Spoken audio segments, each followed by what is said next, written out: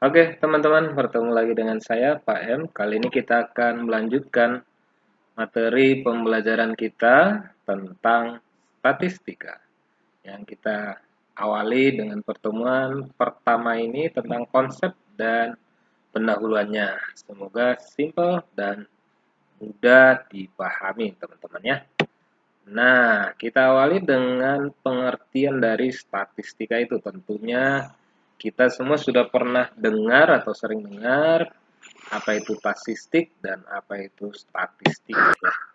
Tidak jauh dari istilah datum, data, dan statistika. Apa itu data?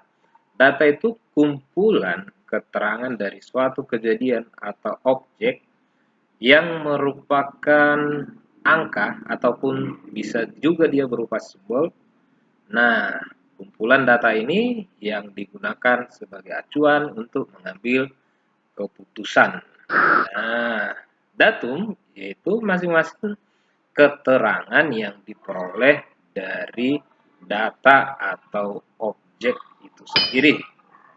Nah, data juga sering disebut bentuk jamak dari datum.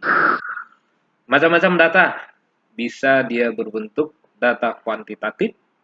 Dikatakan kuantitatif itu data yang diperoleh dengan cara mengukur atau menghitung. Jadi data ini bisa berupa angka yang bisa dihitung, bisa diukur, teman-teman ya.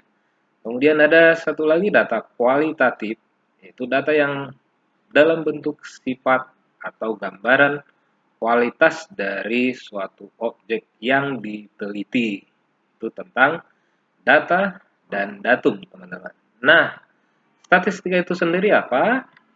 Cabang matematika yang mempelajari cara pengumpulan, penyajian, penganalisaan, dan penarikan kesimpulan dari sebuah data atau kumpulan data.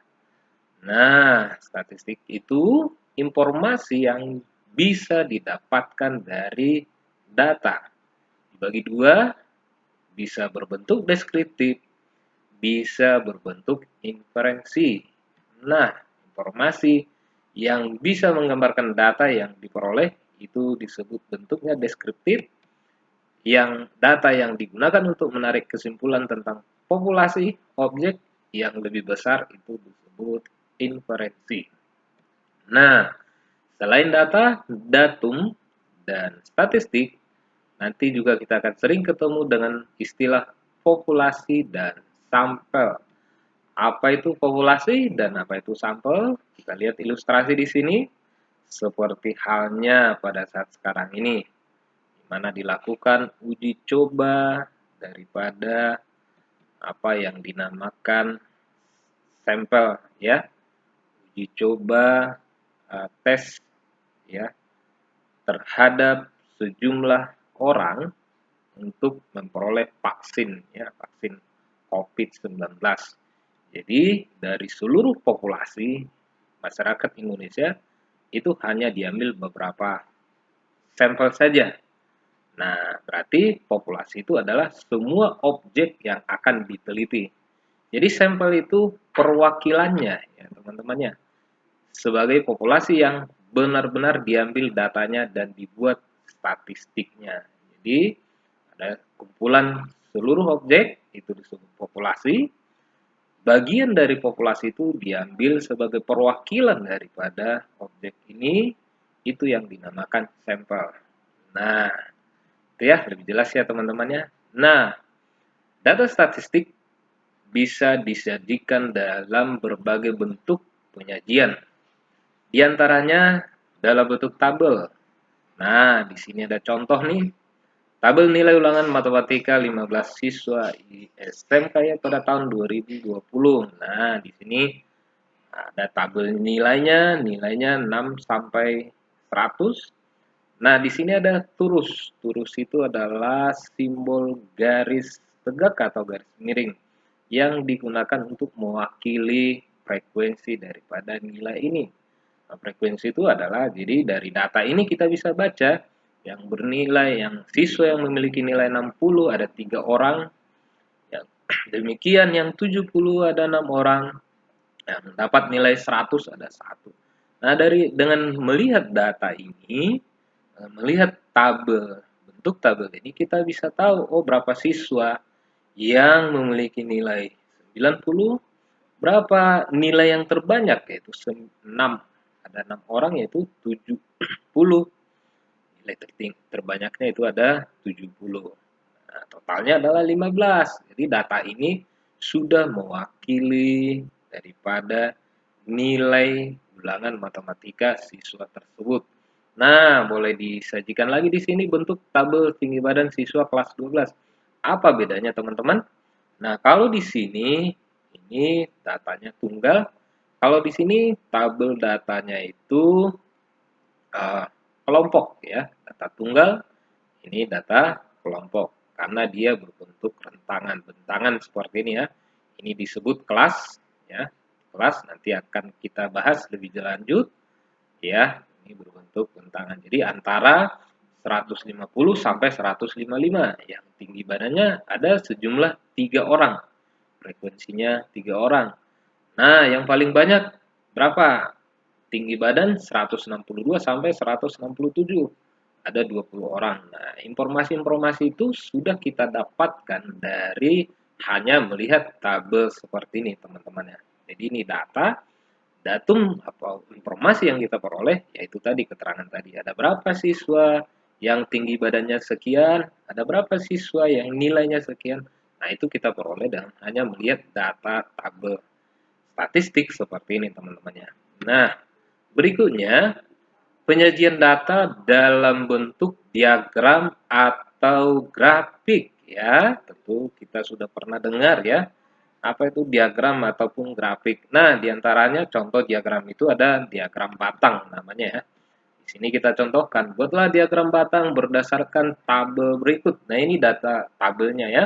Jenis pelanggaran, misalnya di satu sekolah atau di satu perkantoran, jumlah pelanggaran, kehadiran, ada sejumlah pelanggaran, keterampilan, direkap semuanya, totalnya ada 20 ya, 20 populasinya. Nah, ini dia grafiknya dalam sumbu simetri. Sumbu X sebagai jenis pelanggarannya, yaitu kehadiran, kerapian, ketertiban, administrasi. Dan sumbu Y sebagai jumlah pelanggarannya, yakni dari angka dibuat range di sini 0, 2, 20 sampai 100. Jadi satu batang ini persegi panjang ini mewakili 20 orang gitu ya. Demikian juga pelanggaran dalam kerapian ada 40 orang sudah terwakili. Nah, di sini kita sama ya dengan adanya bantuan garis ini kita bisa melihat juga jumlahnya. Hanya melihat grafiknya, tanpa melihat tabel ini pun itu sudah terwakili dengan bantuan grafik ini.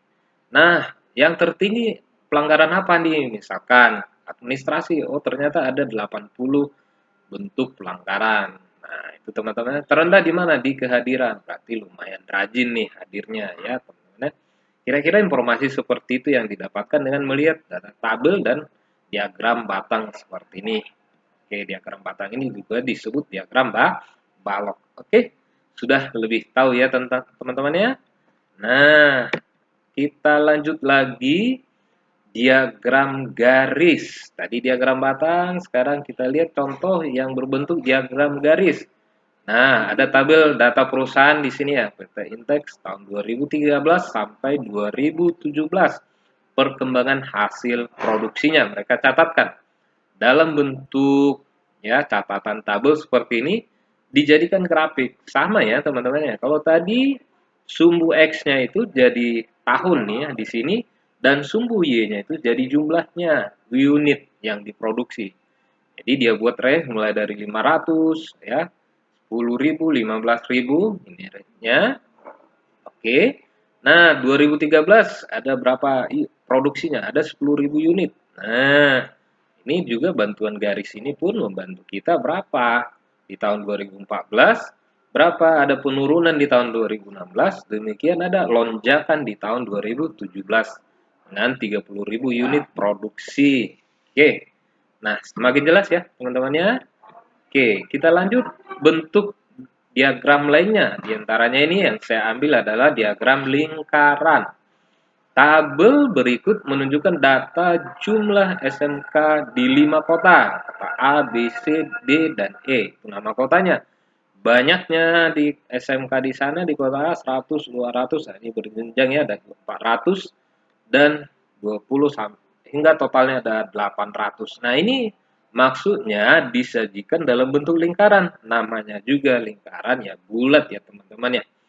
Nggak ada lingkaran yang bentuknya oval ya atau gimana ya. Jadi pasti lingkaran. Lingkaran itu bahasanya ada 360 derajat satu lingkaran penuh. Berarti setengah lingkaran itu ada 180 derajat. Kalau seperempatnya seperti ini, berarti dia ada 90 derajat. Nah, itu gambarannya teman-temannya. Nah, tapi bagaimana kita menjadikannya? Misalkan nih, kota A ada 100, berarti dalam lingkaran ini berapa derajat dia? 100 per 800. 800 itu dari mana? Dari total keseluruhan jumlahnya setelah ditotal dari kota A sampai kota B. Ya. Nah, ini dia 100 per 800 kalikan 360 derajat. Karena apa? Satu lingkaran penuh itu adalah 360 derajat. Ketemulah 45 derajat. Nah, ini posisinya. Nah, kita lihat nih yang C, misalkan 400 ya jumlahnya. Berapa derajat dalam diagram lingkaran ini?